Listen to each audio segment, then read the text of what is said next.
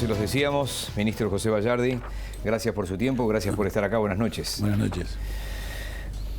La mayoría de los que estaban allí en las excavaciones anoche no durmieron. ¿Qué tipo de logística adicional le proporcionó el ejército a este trabajo que estaban haciendo? A ver, en realidad es meritorio y de reconocimiento el trabajo que han hecho el grupo de antropólogos, que efectivamente ayer, cuando descubrieron estos restos a las 2 de la tarde, después decidieron quedarse ante la eventualidad de lluvias, porque como ustedes vieron en las filmaciones es una zona anegable próximo al arroyo Miguelete. Cuando nos plantearon que se iban a quedar, bueno, necesitaban grupo electrógeno para trabajar de noche. Se les aportó el grupo de electrógenos de ingenieros y un técnico para estar a la orden, y se montaron unas carpas para que se pudieran proteger un poco, porque la noche, si bien ayer no fue de las noches más frías, yo que estuve, con la señora jueza y con el prosecretario de la Presidencia, con su secretario, con el director de Derechos Humanos del Ministerio, vimos que estaba bastante frío, y la verdad que es para reconocer el trabajo y la dedicación que le han puesto al tema, ¿no? Usted escuchaba a Randonea recién. ¿Qué opina cuando él dice que se va lento, que todo es muy lento, que no hay una infraestructura como para avanzar como se debería?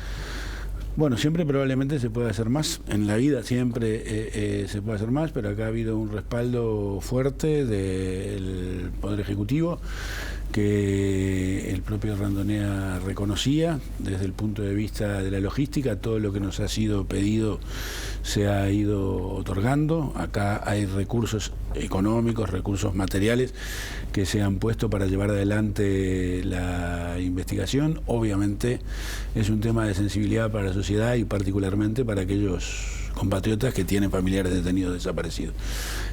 Si bien siempre se puede mejorar, la voluntad del Poder Ejecutivo ha estado a la orden del Grupo de Verdad y Justicia y del soporte que se ha hecho también al Poder Judicial, que la propia señora jueza reconocía ahora, de acuerdo a las demandas que se van planteando, para llevar adelante la propia investigación de acuerdo a lo que dispone la justicia en el terreno, ¿no? Cuando López Mas dice, me llama la atención que no hayan estado en los galpones de el 300 Carlos.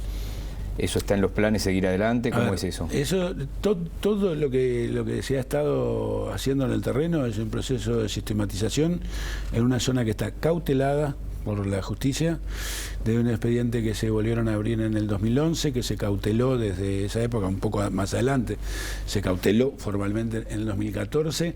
Acá, de acuerdo a la información que nosotros tenemos, hubo una segmentación del terreno, en lo cual ya se lleva, procesado el 85% de las parcelas que estuvieron determinadas en este trabajo, y ahora apareció esto en ese marco del 85% del trabajo que se iba realizando.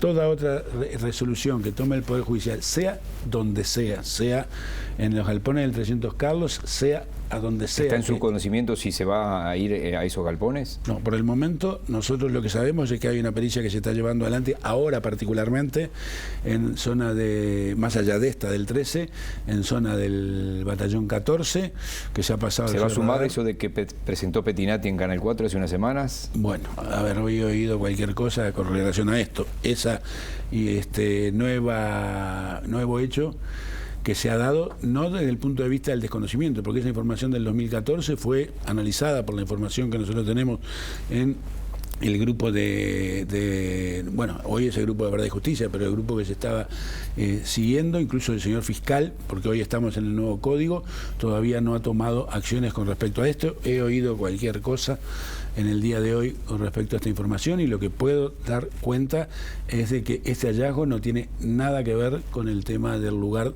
que estuvo determinado. No, eso yo lo tenía claro, por eso le decía si se iba a ir a ese otro lugar. De todos modos lo tiene el fiscal.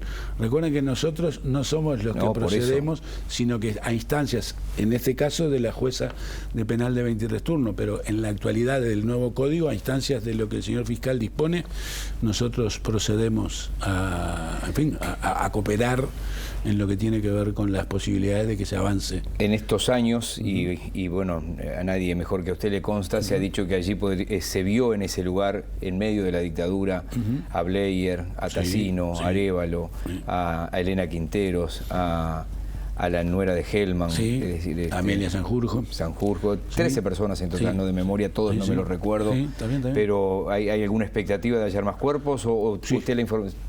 No, la expectativa de hallar más cuerpos es, bueno, terminemos en esta parte de esta zona en la que se está, ahora se ha procesado prácticamente el 85%, terminemos ese 15% y seguramente si hay otra zona se va a proceder de la misma manera. Ya la señora jueza dijo que esto no va a mantener la zona cautelada y se va a seguir adelante. La zona cautelada, ¿quién custodia? No, la zona cautelada en realidad es una zona Pero determinada. frente a este hallazgo y la eventualidad de las lluvias, ¿qué guardia queda allí? No, ahora estuvo la guardia del Ministerio del Interior, o sea, hubo guardia policial del Ministerio del Interior aportada por la Presidencia de la República una vez que se llevó adelante el hallazgo.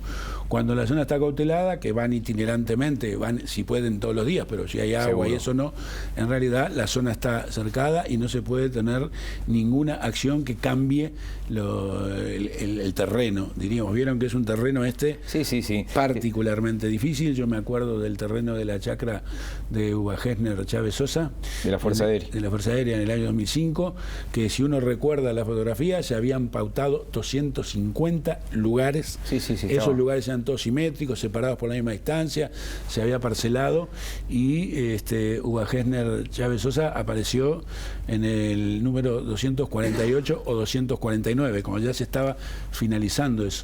Esto es un trabajo que, bueno, tiene mucho rigor y metodología que es la que puede terminar dando resultados. Ayer fue el comandante en jefe del ejército, obviamente usted lo debe haber llamado. ¿Genera algún tipo de tensión en las fuerzas militares cuando pasa esto?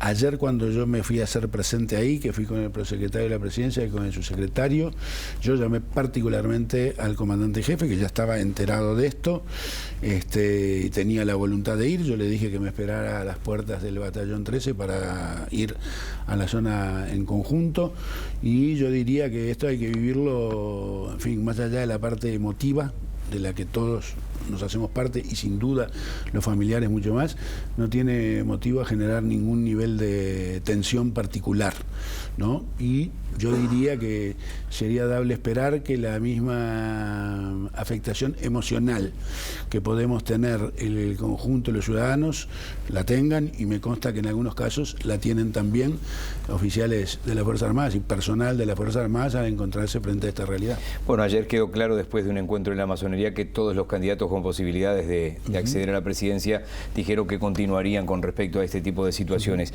Usted había entregado información al fiscal, 4 o 5 casos. Sí. ¿Eso alguno era del batallón 13? No, yo entregué información al fiscal, que me la dio el comandante en jefe porque le había llegado una denuncia en el batallón 14, que es la que se está operativizando ahora. Se pasó el georradar en una zona que hay una construcción ahí, estamos a la espera de lo que el georradar haya terminado.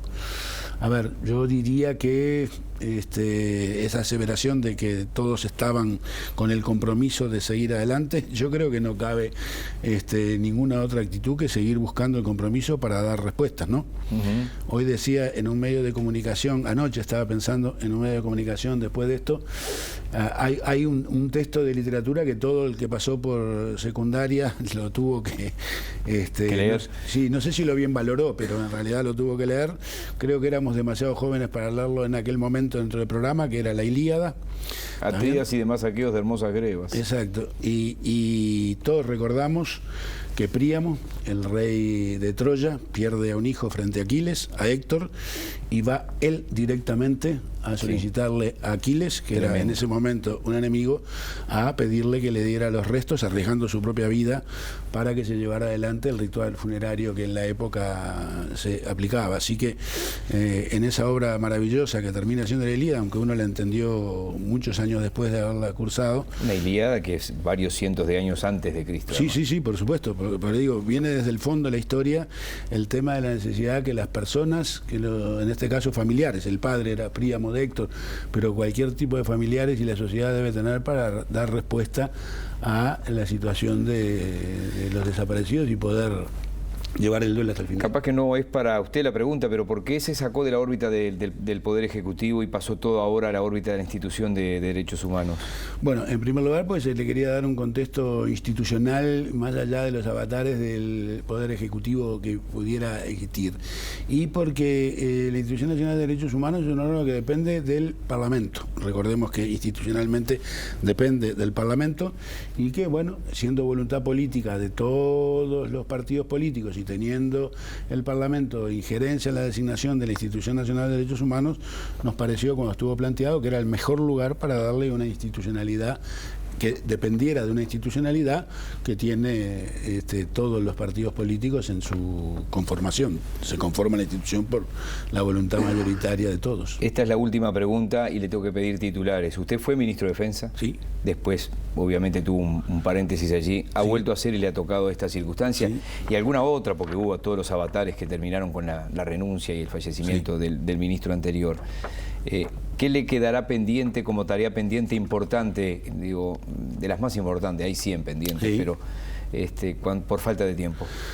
Bueno, hay una que debe ser constante, que es que el fortalecimiento de la institucionalidad democrática de un país, en la que yo he insistido en que todos tenemos responsabilidades, implica que haya un nivel de empatía muy importante entre la sociedad y sus Fuerzas Armadas como institución, y creo que esto es un trabajo permanente en la que en realidad, independientemente del tiempo que esté, trabajaré para ello y seguramente vendrán otros en las que después seguirán trabajando y si no habrá que reclamarles que sigan trabajando para el fortalecimiento. Si volviera a ganar, yo siempre miento que la última es una mentira que tiro.